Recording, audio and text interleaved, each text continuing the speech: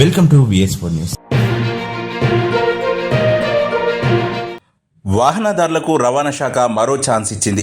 Pending చలానాల చెల్లింపునకు గడువు తేదీని జనవరి 31 వరకు పొడిగిస్తూ బుధవారం ఉత్తర్వులు జారీ చేసింది. పోలీసుల రికార్డుల ప్రకారం రాష్ట్ర వ్యాప్తంగా 3.59 కోట్ల పెండింగ్ చలానాలు ఉన్నాయి. తాజాగా ప్రభుత్వం డిసెంబర్ 25 వరకు ఉన్న వాటిపై భారీగా రాయితీని ప్రకటించిన విషయం అందరికీ తెలిసిందే. ఇక ద్విచక్ర వాహనాలు, ఆటోలకు 80%, ఆర్టీసీ బస్సులకు 90%, ఇతర వాహనాలకు 60% రాయితీ ప్రకటించడంతో మంచి స్పందన వచ్చింది. ఇప్పటి వరకు రాష్ట్ర వ్యాప్తంగా పెండింగ్ లో ఉన్న 1.29 కోట్ల చలానాలు చెల్లించారు. దీని ద్వారా ప్రభుత్వానికి 113 కోట్ల ఆదాయం సమకూరింది. అయితే సాంకేతిక సమస్యతో చెల్లింపులు ఆలస్యమవుతున్నాయని వాహనదారుల నుంచి పెద్ద సంఖ్యలో ఫిర్యాదులు వస్తున్నాయి. ఈ నేపథ్యంలో రాయితీ గడువును పొడిగిస్తూ నిర్ణయం తీసుకున్నారు.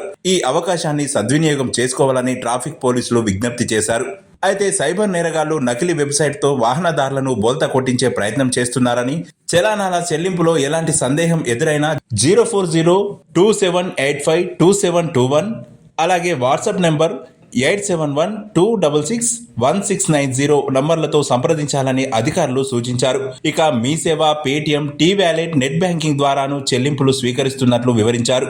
అయితే అఫీషియల్ వెబ్సైట్ అయినటువంటి echallan.tspolice.gov.in/publishview అనేటువంటి వెబ్సైట్ ద్వారా ట్రాఫిక్ చలనాలు చెల్లించవచ్చునని వారు తెలిపారు.